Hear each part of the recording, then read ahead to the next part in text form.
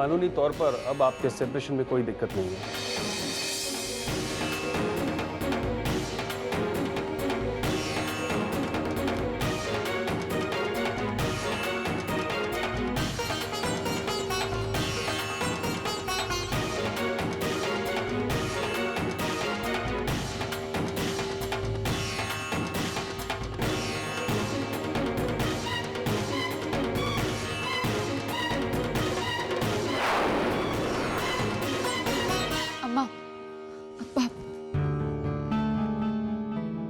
आप दोनों भी मुझसे मुंह मोड़कर जा रहे हैं, बात तक नहीं की मुझसे।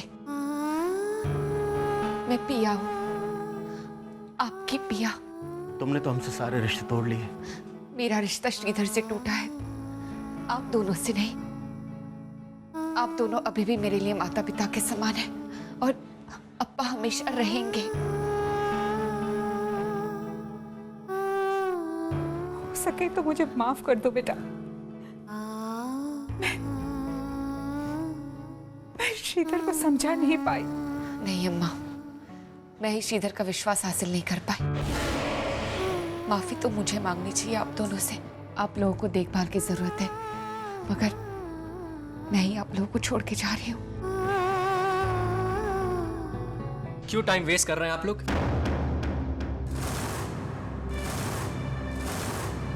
वो भी इस लड़की के साथ।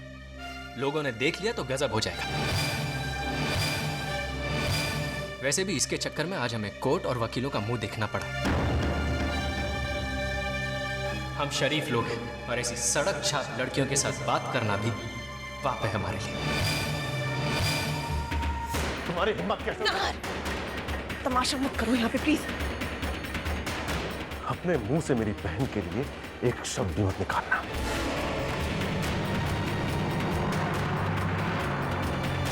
किस्मत वाले हो कि मैं तुम्हारे गंदे खून से अपने हाथ मैले नहीं करना चाहता। पिया को तुमने जो दुख दिए, जितने आंसू दिए, उसका हिसाब ऊपर वाला मांगेगा तुमसे। कभी खुश नहीं रहोगे तुम। भगवान समझते हो अपने आप को? कि तुम मुझे श्राप दोगे और मेरा कल्याण हो जाएगा?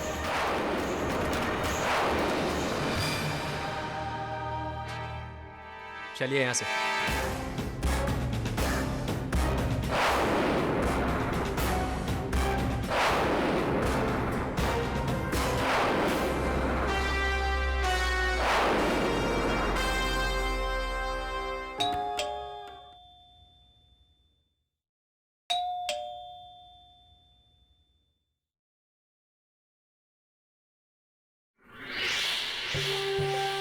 आपको किससे मिलना है? मैडम को बुला आपने, कावेरी मैडम को। आपका नाम? जानती है वो मुझे। अब एक खड़ा ही रहेगा या बुलाएगा भी उसे? ठीक है, आप बैठिए। आप? उसने मुझे बोला आप बैठिए।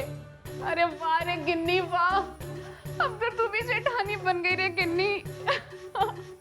मजा आ रहा है, बहुत मजा आ रहा है।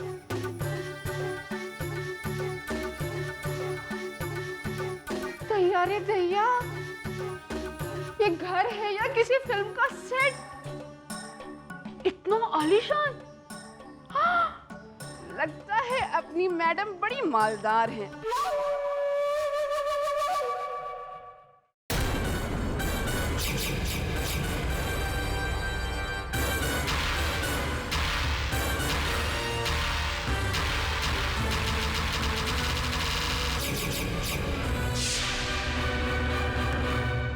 तुम जाओ अंदर। जी मैम साहब। तुम यहाँ क्यों आई हो? तेरा घर तो बड़ा शानदार है रे मैडम। कितने का होगा? मैंने तुमसे ये पूछा, तुम यहाँ क्यों आई हो? अब क्या करती? पैसे तुमने भेजवाए नहीं तो मुझे आना तो पड़ेगा ही ना। मैं खुद पैसे तुम्हें आकर दे देती, तुम्हें यहाँ आने की कोई जरूरत नहीं थी। ये तो अच्छा है घर में इस वक्त कोई नहीं, इससे पहले कोई आए। तुम चलो निकलो यहाँ से। और मेरे पैसे? मैं यहाँ से भागी थोड़ी ना जा रही हूँ, कह दिया पैसे दे दूंगी। चलो निकलो यहाँ से अभी। अरे कावेरी, जरा राम सिंह को भेजो तो सामान आकर ले जाए। लगता है मम्मी जी बाजार से आ गई है। क्या करूं? चलो तुम अंदर चलो मेरे साथ। एक मिनट मैडम, पहले तुम ये डिसाइड करो कि मुझे अंदर आना है या बाहर जाना है।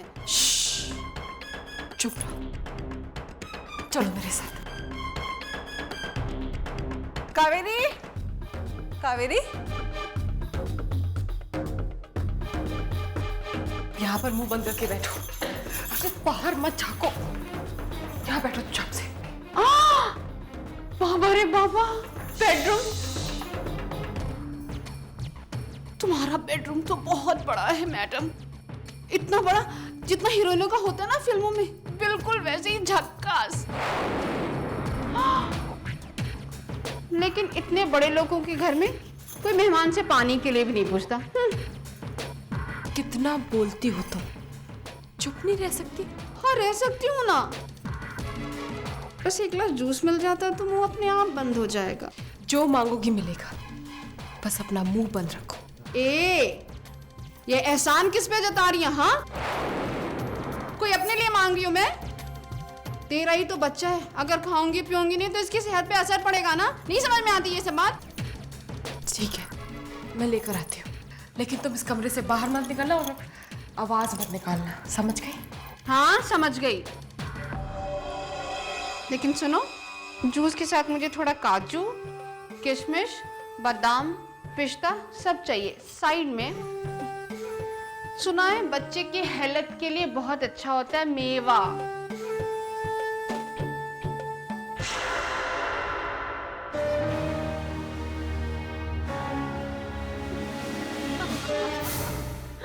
बेचारी मैडम अपने ही घर में चोरनी बन गई। किस्मत की बात है भाई। पर मेरा क्या, मुझे तो बड़ा मजा आ रहा है।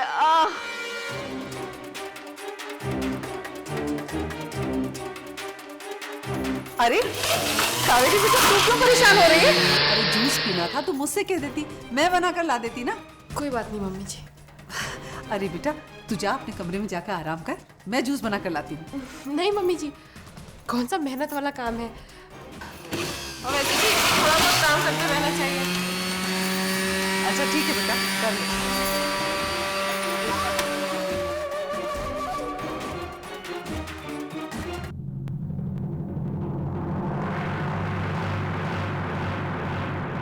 समर को आज ही ऑफिस से जल्दी आना था, क्या करूं?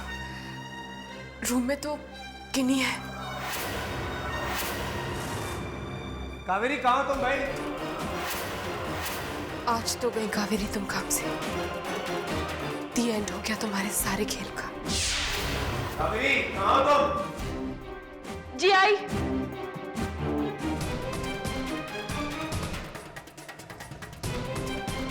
समर आज आप ऑफिस से जल्दी आ गए।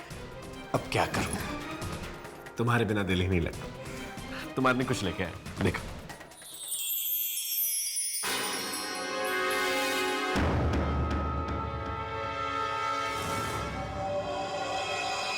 इतना सुंदर नेकलेस। कावेरी, मैं सोच रहा हूँ आज शाम को हम एक अच्छी जगह डिनर पे चले, और मैं चाहता हूँ कि ये नेकलेस तुम शाम को पहनो।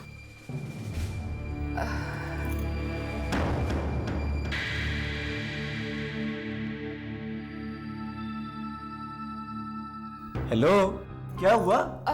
हाँ, अच्छा नहीं लगा तुम्हें? खुशी नहीं हुई? नहीं नहीं, बहुत अच्छा लगा। गुड। अब ऐसे ही खड़ी रहोगी ग्लास पकड़कर? पी भी लो जूस। मैं ऐसे कबर्ड में रखता हूँ। मैं चाहता हूँ शाम को तुम ये पहन के चलो, ओके? याद रखना। हाँ। ठीक है?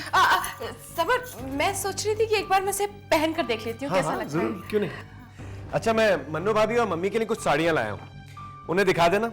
अगर उन्हें अच्छी लगे तो अच्छा है, नहीं तो शाम को बदलवा देंगे, और क्या। समर, मुझे आपकी पसंद मालूम है, उन्हें जरूर पसंद आएंगी, लेकिन अगर तुम खुद जाकर मन्नू भाभी और मम्मी जी को दिखाओगे तो उन्हें अच्छा लगेगा। एक्चुअली तुम ठीक कह रही हो। मैं 2 मिनट में, तुम ये नेकलेस पहन के रखो, मैं देखना चाहता हूँ तुम पर कैसा लगता है।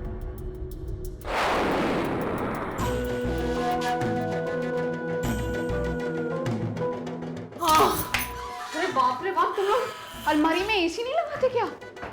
जान निकल गई मेरी तो। चुप रहो, उन्होंने सुन लिया तो। वो तेरा हस्बैंड था? हाँ, क्यों? काश मेरी किस्मत में ऐसा हीरो होता, और अगर होता तो तेरी जगह मैं होती सेठानी। हाँ,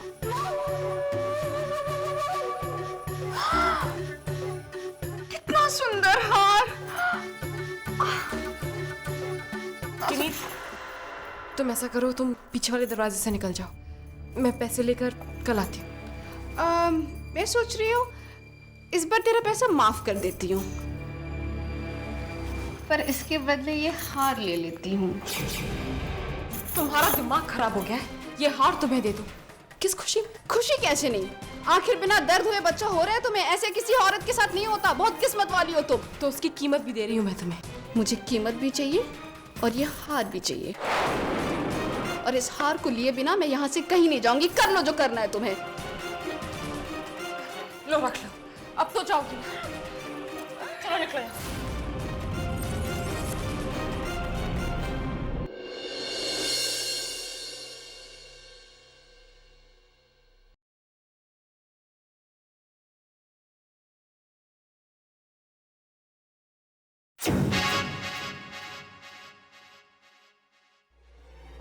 ये क्या है? बोनी पूजन के फोटोग्राफ्स हैं। इन्हें डेवलप कराने के लिए दिया था, कलेक्ट करने का मन ही नहीं कर रहा था। अभी वो फोटोग्राफर मिल गया तो उसी ने दे दिए।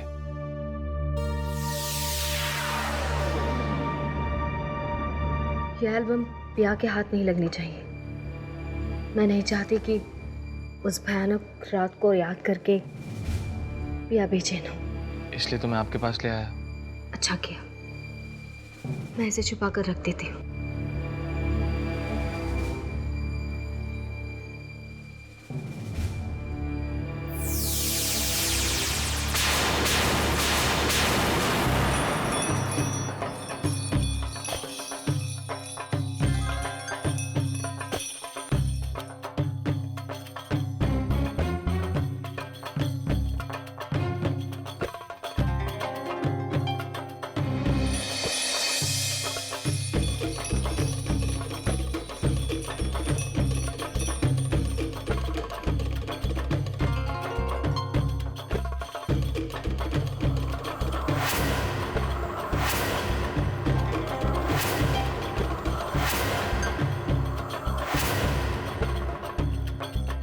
इतनी सारी तस्वीरों में अभी सिर्फ एक ही जगह दिखाई दे रहा है, और वो भी फंक्शन की शुरुआत में। बाकी सबकी तस्वीरें हैं सिर्फ अभी की नहीं। अजीब सी बात है अभी, ये तो उस वक्त की तस्वीरें हैं जब पिया के साथ वो दर्दनाक हादसा हुआ था, और हम सब उस बात से अनजान नाच गाने में बिजी थे। लेकिन तुम इन तस्वीरों में नहीं हो अभी। तुम अगर हमारे साथ नहीं थे तो कहाँ थे?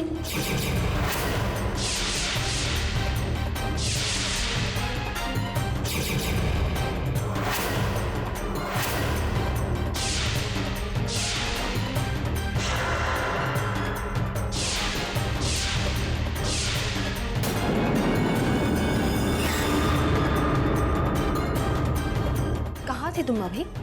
बताओ ना।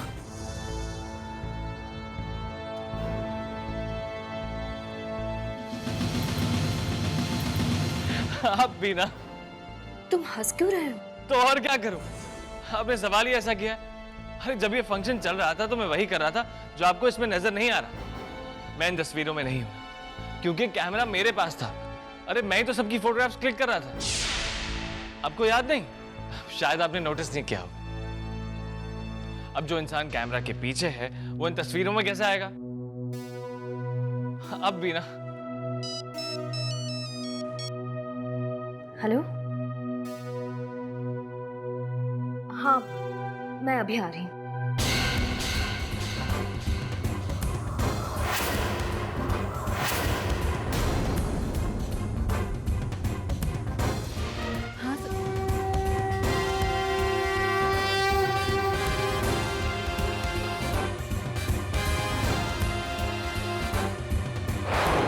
सलोनी। नमस्ते आंटी जी। नमस्ते बेटा। कहिए आंटी जी, पिया के हादसे के बारे में ऐसी कौन सी बात है जो आप मुझे बताना चाहती हैं? मुझे कहा गया है कि मैं किसी भी हालत में अपना मुंह बंद रखूं, लेकिन अब मुझसे ये नहीं हो रहा है। मैं अपने अंदर ही अंदर एक घुटन सी महसूस करने लगी हूँ। मुझे ऐसा लग रहा है कि पिया के साथ अन्याय हो रहा है। ऐसी भी क्या बात है आंटी जी? अब जो बात मैं तुमसे करने जा रही हूँ, शायद आसानी से तुम उस पर यकीन नहीं कर पाओगी, क्योंकि यहाँ पर एक माँ अपने ही बेटी पर अपराधी होने का इल्जाम लगा रही है। हाँ सलोनी, पिया के साथ जो भी हादसा हुआ वो मेरा बेटा श्रीधर। आंटी जी, आप ये क्या कह रही हैं? ऐसा कैसे हो सकता है? आपको कैसे पता कि कुछ ऐसी बातें हैं सलोनी जो ये साफ साफ कहती हैं कि पिया की बर्बादी का जिम्मेदार श्रीधर ही है। मैंने खुद श्रीधर को किसी से फोन पर बात करते हुए सुना है कि उसने पिया को सबक सिखा दिया है। सिर्फ इतना ही नहीं, उस रात जब पिया के साथ वो हादसा हुआ, श्रीधर काफी देरी से घर वापस लौटा था और उसके जूते पर वो मिट्टी थी जो ब्रजेश भाई साहब के फार्म के आसपास पाई जाती है।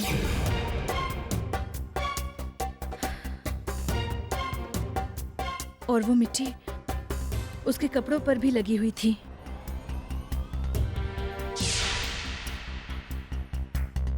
आंटी जी, क्या आप जानती हैं इसका परिणाम क्या हो सकता है? आपने जो कुछ भी कहा वो श्रीधर के खिलाफ इस्तेमाल हो सकता है। श्रीधर को सजा हो सकती है, वो आपसे दूर हो सकता है। जानती हूँ, बहुत अच्छी तरह से जानती हूँ, लेकिन आज तुमसे एक माँ नहीं, एक औरत बात कर रही है। वो औरत जो जानती है कि एक औरत के लिए अपनी इज्जत कितनी अहम होती है। पिया का गुनहगार मेरा बेटा नहीं, बल्कि एक हैवान है। और जब एक हैवान अपनी हैवानियत पर उतर आता है ना, तो उसको सबक सिखाना बहुत जरूरी होता है सलोनी जी। आंटी जी, अगर दुनिया की सारी माएं आपकी तरह रिश्ते से ऊपर उठकर धर्म और सच्चाई का साथ दे, तो इस दुनिया से पाप का नामो निशान खत्म हो जाएगा। आज आपकी इज्जत मेरी नजरों में और भी बढ़ गई है। आशीर्वाद दीजिए। जीती रहो बेटी, जीती रहो। चलती हूँ, नमस्ते।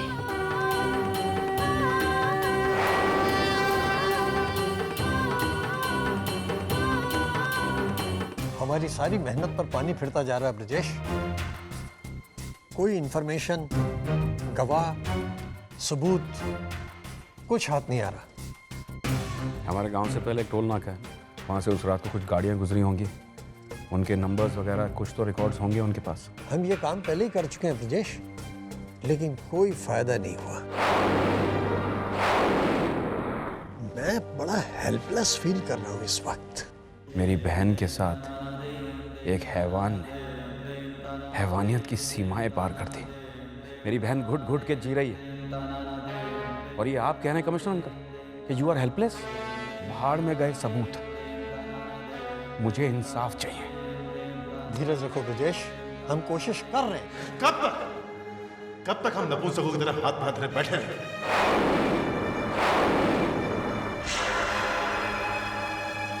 मैं अपनी बहन को तड़पते हुए नहीं देख सकता। क्यों हम कुछ नहीं कर पा रहे? क्यों नहीं हम जानवर को गोली मार देते?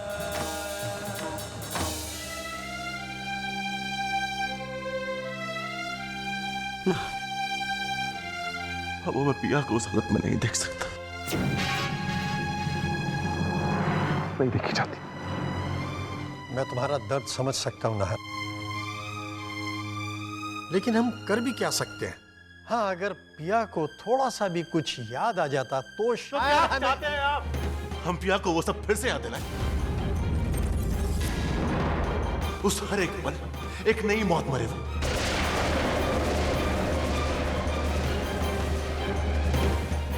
नाहर इस वक्त होश में नहीं है। उन्हें श्रीधर की मम्मी की बताई हुई बातें बताई तो वो गुस्से में कोई भी गलत कदम उठा सकते हैं, और कमिश्नर अंकल से बिना सबूत के कुछ भी कहना एक बेबुनियाद इल्जाम लगाना होगा। मुझे खुद पहले तसल्ली करनी होगी।